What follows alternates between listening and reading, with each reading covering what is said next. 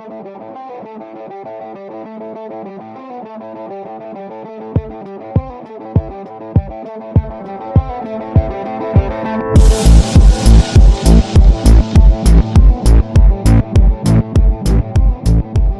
up, sports fans? This is Igor, your host for Boys Couch and Ball, the football edition. And we've got our usual suspects in the studio. We've got Linda, Henny, Christoph, and Chris joining me today for some in-depth analysis and just some general banter with regards to football. So, Linda, it seems like your short stint, I almost said short shit, your short stint at Chelsea worked wonders for the club. They seem to be going back on track. Lampard getting his first win in the Premier League. Yeah, Igor, I'm just glad I could help them. They still haven't paid me, so I'm a bit angry. But hopefully I'll get a bonus now that they've won. But he got off the mark with his first win. It wasn't the most convincing Chelsea performance you'll ever see. But, of course, the myth, the man, the legend, Tammy Abraham scored a double. I think it can only get better for Chelsea now. Well, it can't get worse. So Lampard has a lot of work to do. To be honest, the fixtures they've had so far has not been that difficult. Maybe the United one you could argue, but then again, did someone watch their game this weekend? Let's talk about the Chelsea game while we're on it now. They beat Norwich 3-2 away, and I think anyone will take an away win. But Pedro obviously being injured in training, forcing Ross Barkley to come in on his wing, where he's usually the most average. Not that he's otherwise not average. But yeah, Tammy Abraham, I think he might be a good pick for the fantasy league because he's pretty cheap and he scored 2 goals now. And I have to say, I know we don't like Chelsea, but this first goal was incredibly well controlled. It was an incredibly well controlled finish that he tucked in from quite a ways away from a cross. And then, of course, for Norwich, Pookie just can't stop scoring at the moment. He netted 3 last week, netted an extra 1 now. Chelsea playing Sheffield United next week at home at the Bridge. So I think I'm still not entirely convinced by Lampard, by the midfield, and I don't know. I think this might also be a tricky game for them if they manage to make a Norwich game difficult for themselves. Well, Igor, if you think about it, I believe Chelsea's midfield is their least worrying aspect for the season. If you look at their players, there, Jorginho, Kante, and Kovacic, they're all decent, with Kante being a world-class player. So they've got a decent midfield. But the problem is they got a transfer ban and sold Cahill and David Luiz. So our starting defensive line is Christensen and Zuma, who are both inexperienced and quite shaky at the back. And you saw it against Man U when they absolutely crumbled. And again, playing in Norwich, conceding 2 goals. So I think Chelsea needs to tighten up the defense, and they really need Tammy Abraham to hit form this season, throughout the whole season. Not only scoring 2 goals against Norwich, but consistently performing. Because really, with Pulisic and Pedro and Willian and so on behind them, the striker will get their chances. But yeah, they're going to have to convert. So let's hope Tammy Abraham does a Pookie and scores goals for Chelsea. And Tammy Abraham already has more goals this season than Jesse Lingard scored for United in his whole last season. So I think the next double Tammy Abraham scores will make it twice the amount of goals that Lingard scored last season. Really like to see Chelsea actually. Well, Tammy Abraham scored now, so he'll probably be in the team for the next 3 years at least. But I would really like them to give Batshuayi a chance because he's done really well at Dortmund and at where was he last? Valencia, yeah. So I think he's probably, of the 3 strikers I think they're at the moment playing the worst one of the three, and obviously they want to give the young guys a chance. But I don't think Tammy Abraham will get you a goal every 2 games or something, which you need to at least have a chance of finishing in the top 4. But I do agree with Chris in that I don't think the midfield is their biggest problem. I think their lack of goals will be a biggest problem because they sold their most creative player and couldn't replace him or tried to with Pulisic, but we'll see how that turns out. And then defensively as well, I don't see them keeping a clean sheet away from home. Well, if I was actually, I think if I had been Lampard, my starting 9 would definitely be Giroud. I think he's I don't say he's underrated, but he is a clinical finisher. He's not going to score he's not going to score a 30-yarder for you, but he's always going to knock in a close range header and a tap in. And I think he's going to get enough of a supply with Pedro and Willian. And also with Batshuayi, the times that he did play for Chelsea didn't really impress, especially in his first season. Yes, he had a good season at Dortmund, that is true. Decent season at Valencia as well. I wouldn't totally write him off, but I think... I think they should go with the more experienced shooter, but only time will tell. It's still possible that Tammy Abraham blows us all out of the water and scores 20 goals this season. I think it's unlikely, but we'll see how it goes. And next weekend against Sheffield, I think it'll probably be more of the same. Same for Chelsea. It should be an easy 3 points. Speaking about easy 3 points, Liverpool played Arsenal, and Liverpool scored 3 goals, justifying the 3 points they got. So, Linda, you're an Arsenal fan. Speak to us through how could Arsenal have let this happen? Well, Igor, I was actually looking forward to the game last week. For the first time in years. No, not because I didn't think we could beat them. But I did feel that we could have been a threat with our front three, with the pace that we have, and Liverpool not starting the season that well defensively. But I was really disappointed. Let's just start there. I was really disappointed with the lineup Emery picked, the starting 11. I don't see how you can leave someone like Torreira on the bench in such a big game, especially when you know Liverpool will be on the attack for most of the game, and he's just that classic guy that can break up their play and make crucial tackles in the midfield. So I was really disappointed in that, and then also not starting Lacazette. Lacazette is probably our most clinical finisher. Although Aubameyang scores the most goals, he also gets the most chances. But you give Lacazette 1 or 2 chances in a game, and he's almost guaranteed to score at least one of them. So I was really disappointed in the starting lineup we picked, and then our formation. We went with a diamond formation for the first time ever, which in no sense it just didn't make sense. For me, because what we tried to do is defend as narrow as possible and give the wingers and the fullbacks of Liverpool the ball and just tell them to cross it into the box, and then we'll defend from there, which worked in a way in the first half.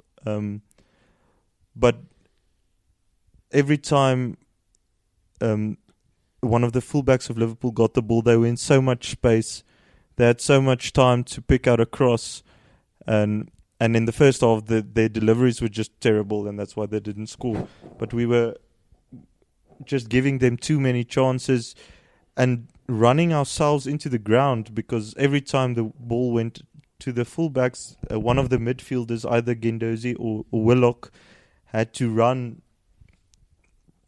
20, 30 yards to one of those fullbacks to stop them from running into the box.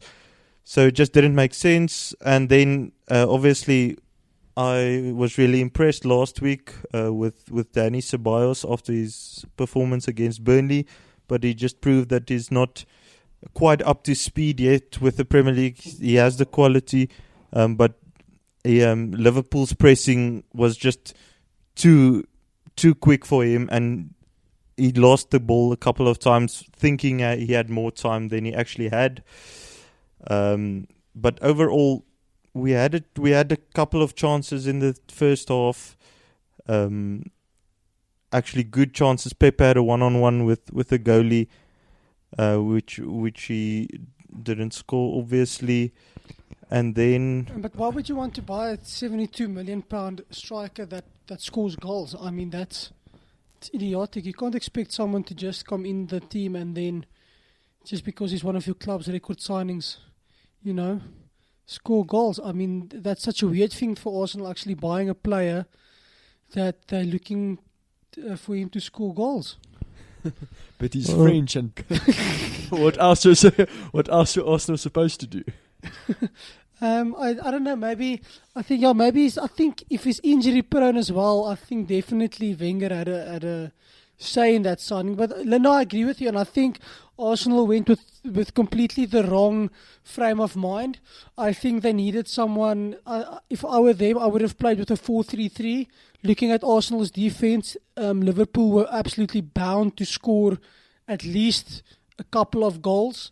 But the weak point for Liverpool has always been the defense. I think Arsenal could have played a 4-3-3 with Torreira, Xhaka and Ceballos, or even Mkhitaryan. I think even they should have started Mkhitaryan instead of Willock if they were looking to play a diamond formation, I think a double pivot against a team like Liverpool is crucial, because you need to give your defense options when playing out from the back, and that's something that Arsenal distinctly lacks, or what any team lacks if you play a 4-4-2 diamond, and that you need either that, or you need a really, really good ball playing CDM, someone like Ndombele or someone like Rodri or Fernandinho, that can take the ball up and doesn't get caught easily under pressure. So I think tactically Arsenal approached the game not in the right frame of mind. They were looking to score, but they were also afraid to concede, and they got caught somewhere in the middle. Yeah, I agree with you. They were just hoping to keep Liverpool at bay for as long as possible, and then once they turn the ball over, just play it long for Aubameyang and Pepe to chase, and somehow. And in the first half, they actually created a few good chances. But yeah, I think that game just proved overall the gap between Liverpool and City and the rest of the top six teams, because we saw it last week, even with City, Tottenham, even Tottenham getting a result, they were nowhere near City in that game, and it showed again this week in that Liverpool Arsenal game, that I think the gap between those two teams and the rest is still bigger than we think. Yeah, and I think I'm looking forward. It's going to be an awesome game next week. North London derby, Arsenal Tottenham at the Emirates. I think both teams are equally dead average at this stage in the Premier League. At least I think Tottenham has a bit more quality, but Tottenham has no sort of team cohesion or gel or any energy whatsoever. But we'll get to that later on. And then Liverpool, they just played another Liverpool game, very clinical in their approach, seeing the game out well. Not as solid as we would thought them defensively, but their midfield absolutely controlling the Arsenal midfield, and just Wijnaldum, Henderson and Fabinho just keeping the ball effectively and keeping the ball in the right areas. Yeah, well, on the bright side, Pepe did manage to dribble past Van Dijk, which was absolutely brilliant. That my weekend was made. I didn't care if we lost 6-0, but it has finally happened, ladies and gentlemen. Van Dijk is no longer. But now the question remains: how many times did Messi dribble? How many times did Messi dribble past Van Dijk? 0, and Pepe did it once. So where does the Ballon d'Or go to now? Is it going to go to Pepe? We don't know. But and then moving on, Liverpool playing Burnley next week. I think it's going to be a reasonably easy shutout game for them. They're going to pitch up at Burnley and they're going to whack them 3-0 or maybe 3-1. Ashley Barnes is in terrific form, so he might get some sort of screamer in. And then further on, a game that I did not enjoy watching. Tottenham went down 1-0 to Newcastle at the Hotspur Stadium. The only teams now having beaten Tottenham at the new stadium are West Ham and Newcastle, which is a statistic that Tottenham will cherish forever. And I think, Linda, I have very much the same problem than you have. I was looking at Pochettino's setup, we were also going with a 4-4-2, but more sort of not really a diamond. Like changing between a diamond and a double pivot with Winks and Sissoko in the middle. But we opt not to play Lascelles, we opt not to play Eriksen, we opt not to play Vertonghen, and we opted not to play Ndombele, which is, I think, absolutely a travesty tactically, especially early in the Premier League. Early in any campaign, all the teams are vulnerable, as we have seen. And I think it was just plain idiotic. Tottenham left the game much too late. And when Eriksen came on, we created a lot more chances. But we've got more than enough talent to play a double pivot, maybe with Lascelles and with Ndombele, and have a much better way of going forward, a lot more creativity, and just getting a better quality on the ball in the final third. I think we lost a hell of a lot of ball during dribbles, and then we went down 1-0. Yeah, I just quickly want to ask you, what do you think? Well, obviously you just said about the team selection, but why do you think Pochettino is not starting those guys? He's not starting Vertonghen and Eriksen. I mean, Eriksen, there's rumors that he might leave, but I mean, he's so crucial in that team. There's no real creator there. Well, for me at least, in your starting 11 today, there was no real number 10. I know with Pochettino, he usually gives new signings a long time before we starting them regularly. He didn't with Ndombele because we signed Ndombele pretty early and he was part of the pre-season campaign. So he got a lot of time to get used to the tactics. I don't know with Lascelles. I don't know if Lascelles' fitness levels are up to the rest of the Tottenham team. Pochettino is pretty renowned for absolutely killing his teams on the training fields. I don't know where Lascelles stands on fitness. But no, I agree completely with what you're saying. Lascelles is supposed to be the replacement for Eriksen, but now we just decide to play Lamela, who's our third choice number 10, and who isn't a natural number 10. He's much better on the wing, where he has a lot more space, where he can run sideways at players and beat them with his dribbling skills. And he's got a potent left foot as well, which is difficult to use in crossing, in making crucial passes. If you forced against a team like Newcastle that forced us to go through the middle and absolutely packed their defense in the box. But I don't know. Pochettino, I think I think not playing Vertonghen. I know what the story there is. I don't think it's Vertonghen's fitness levels. I don't know if he thinks Vertonghen is good enough. But Sanchez was absolutely dreadful today.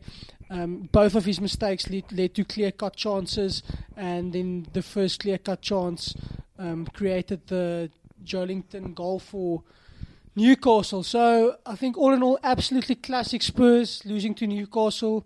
They've been our bogey team for the last 5 years. I predict that Newcastle might go on a 4-game unbeaten run now, as they did in the 2012-2013 season after they had beaten us. And then Alan Pardew got the Manager of the Month award that week as well. So I think we're going to see a pretty happy And Steve an Bruce 8-year going forward. contract. And an 8 Which ends next year. But I have to say I'm happy for Steve Bruce's Newcastle team. I think Newcastle deserved it. The chances they created were solid chances, good football, and it's Steve Bruce's boyhood club who he's been supporting since he was 8, and now he's 58, and now he beat his first. Newcastle beat their first top 6 team since they've rejoined the top flight 2 seasons ago. And then the game I'm most excited to speak about is Manchester United receiving sausage from Crystal Palace in a game At Old Trafford. at the Theatre of Dreams, which has been renamed to the Theatre of Nightmares, and I think statistically the game swung heavily the way of United, but it doesn't help. You've got 71% possession, but you can only create 3 shots on goal, and Crystal Palace also created 3 shots on goal. Okay, well, obviously it was a very interesting game. Obviously the build-up to the game there was no real build-up because everyone was still bitching and moaning about the Pogba-Rashford penalty situation, who should take the penalties. And as luck would have it, United got a penalty. I think it was about in the 65th minute or somewhere around there. They were 1-0 down. And since Rashford had never missed a penalty ever in his life, he stepped up and missed the penalty, obviously. So that was really nice to see. So I think there's another 2 weeks of talk that could go into who should take penalties now for United. I would personally pick Lindelof. I think he is the most clinical finisher at this stage in that team. But yeah, it was really nice to see United losing. They were absolutely terrible. If I were Paul Pogba, I would get out of there as soon as possible because he is their only world-class player. Maguire and Wan-Bissaka, which was supposed to transform Manchester United's defence, were absolutely atrocious. And yeah, I don't see United really competing for anything more than 4th place, maybe 5th, and hopefully, I think it will be a good season for them if they go deep into the Europa League. Yeah, and just to add to that, we spoke about the defense. They got the United centre backs got absolutely schooled in the 30th minute of the game by Jordan Ayew. Simple flick on header, and he's just found himself with the sound of music play levels of space, and a super easy finish from there. And then I think that De Gea's agent will be kicking himself that he couldn't secure a move for him away from United. De Gea also had a terrible game. He was at fault for the second goal. Yeah, that Patrick van Arnold just kicked the ball straight at De Gea, and De Gea managed to deflect it to make sure that it's going to be a goal. So defensively, I think United are still in disarray, and I think when you look at that midfield, it's very, very sad that they're sitting with players that they decide to bench Mata and Nemanja Matic, who are a lot more experienced, and I think have much better or much better players than people that started like McTominay. Like McTominay and Jesse Lingard. I would literally rather play with Dyer on central striker than playing with Jesse Lingard as my main source of creation at cam, and not really playing an out and out defensive midfielder with such a fragile defense. And I don't think things are gonna get easier from United from here on. obviously a very terrible loss that they should have put away relatively easily. And United next week, they take on Southampton away, which I wouldn't say it's a tricky fixture, but Crystal Palace also wasn't supposed to be a tricky fixture. Yeah, Southampton got their first win of the season this weekend, so it might actually be an interesting game. All right, and then I think moving on from that, City played Bournemouth and they beat them also quite comprehensively, 3-1 win. Pretty standard stuff for them. Hell of a lot of quality. Bournemouth managed to put some pressure on them during the middle period of the game. But City just have so much talent at the moment. They've got so much depth. They started with Gundogan, De Bruyne and Silva, and they've thrown three were Aguero, Bernardo Silva and Raheem Sterling, which is, I think, very, very close to unbeatable. And they continue to march on. 2 wins from 3 games, sitting at the top of the table. I don't know if them sitting at the top of the table will change in any way. Yeah, so City are by far the team to beat, and Mendy has rejoined the team in training, and if he is fit, if he stays fit, it will just bring a new dimension to their attack, which is hard to believe, but it's the truth. Kevin De Bruyne, he was absent the whole of last season, so he's basically a new signing. If Mendy comes back, it's a new signing, and to think that the season of the City team of last season can be improved, it's a scary thought, but I think that's what we're going to see this season.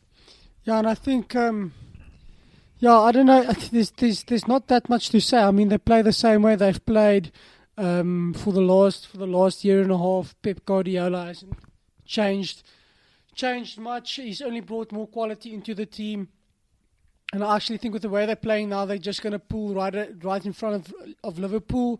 I think the defense is going to be the main characteristic. I mean, they didn't even start this week with their first choice centre-backs. They started with Otamendi and Laporte. Where they usually start with Stones as well, ahead of Otamendi. I think it's going to be pretty easy sailing for City against Brighton. I can't see them not scoring anything less than 12 goals.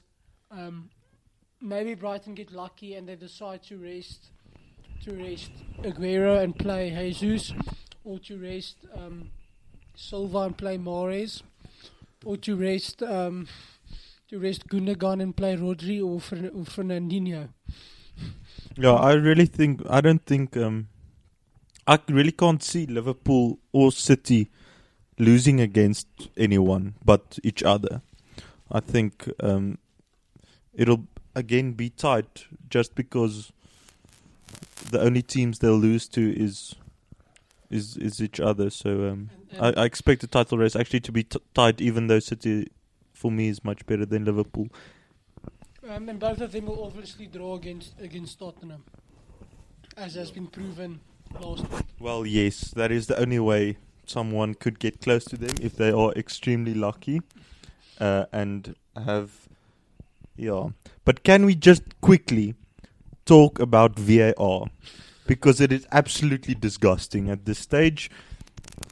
There was an incident in the Man City game, which was the most clear and obvious penalty that I've seen this season. And VAR decided, no, that is not necessary. And in the Tottenham game as well, with Harry Kane, that for me, I don't know what you guys think, for me that was also a penalty, which VAR then decided also not to overturn. So I don't understand why they have VAR if they're not using it, because they don't want to go against the referee, because then the ref gets criticized for his performance. But then why not just get rid of VAR? Yes, definitely, Yaku. I think they must relook at the system. I'm still a firm believer in VAR, but the way it's been implemented in the Premier League is lackluster at best. They shouldn't do it yet for the Premier League, but an interesting way forward might be where a player or the captain of a team can review, a chance to make it a bit more tactical, because many of the opponents of VAR are saying that it takes the passion out of the game, it takes the romance out of the game, and just to make VAR a tactical affair, like in cricket, like in hockey, it would just bring so much more to the game. It would make the captain's armband worth more than it currently is, because now it's basically just visiting children in hospital, nothing more. No, I saw the Tottenham there was 2 shouts for Tottenham's penalties. The first one, maybe not a clear and obvious penalty, but then again, I have seen penalties like that given. And then the second one with Harry Kane in the 6-yard box, being brought down by a player that didn't get anything off the ball, and the player that caused him to trip didn't fall intentionally. He did slip. But I mean, we see with rugby as well, if you slip and it's your fault that you injured someone or entered a tackle the right way, you get penalized for that. And I think at that level of sport, you can't not penalize that. I mean, these guys get paid a hell of a lot of money to put their best foot forward in games. And to see it again today, probably it's going to be a very crucial loss for Tottenham going forward, and that could have changed the entire dynamic of the game. And very much the same again. City didn't need that penalty, obviously. But yeah, Henny, what are your thoughts on this? Yes, Igor. I also watched the Tottenham game. I do think that was definitely a stonewall penalty. I think the problem I have with VAR, I'm also I'm an advocate of using technology in big games and stuff like this. The problem I have with VAR is the fact that we all know that if a referee doesn't think it's a penalty and VAR reviews it, it has to be a clear and obvious penalty for them to reverse it. My problem comes in with today, the referee in a Tottenham game was unsighted on the matter, so he didn't make a decision and left it to VAR. Now, that is not the same as him seeing what happened, saying it wasn't a penalty, going up to VAR and they're reviewing it as a clear and obvious mistake. Today, he was unsighted with what happened, left it to VAR to make the decision, and VAR went off the premises that it wasn't a clear and obvious penalty, and they made a decision. I think there's a big difference between saying we are making a decision for a referee or we just checking if he has made a clear and obvious mistake. I think there is a big grey line there. I also think that VAR is obviously something with the offside rules and stuff. I think it helps a lot with that because you get the grid patterns and everything, making sure people are offside or not. So I think in that sense it has helped a lot. But I don't think it's actually up to, till this day has actually improved the quality of deciding on which penalties have to be awarded or not. I think there is where there has to be a clear rule instructed saying that, so for the fans' purposes as well, when they look at it and it's a 50-50 call and the referee has made a decision not giving it a penalty, then you as a fan can expect it not to be overturned or overturned in the sense. But at the moment, there's a bit of a grey line there, and I think it's frustrating fans and the people watching. I do think it has been a great success in the offside terms, but I think we have to put certain rules in place to make it more watchable and more user active for everyone watching. No, I think I think I completely agree with what you're saying. With penalties especially, there's too much subjectivity. There should be a simple rule of if you brought down a player without touching the ball, then it has to be a penalty. I think that's what it's gonna come. That's what it's gonna have to come down to if VAR has to be implemented in the long run. But just quickly a recap of all the other games this weekend. So also earlier today, Wolves were held at home by 1-1 against Burnley. Ashley Barnes scoring a fantastic goal, making it I think it's four goals in 3 games, which is pretty special. Wolves struggling this season, playing not reaching the heights they did last season, struggling against mid-table and lower table opposition. And then Leicester United beat Sheffield 2-1 at Sheffield. which is not a bad result for Sheffield coming in from last week's win, and then only narrowly losing out to Leicester. Watford got back 3-1 by West Ham, and then Brighton took 2 goals to the Bulls against Southampton at home, and on Friday, Aston Villa beat Everton 2-0, which makes me very happy because it means that Everton have spent more than 200 million in the last 2 seasons to lose against a team that's worth maybe a quarter of that. But yeah, exciting action next week in the Premier League. So please join us again on Boys Couch and Ball. We're going to do some more analysis and some more bands, and have a good sporting week, sports fans.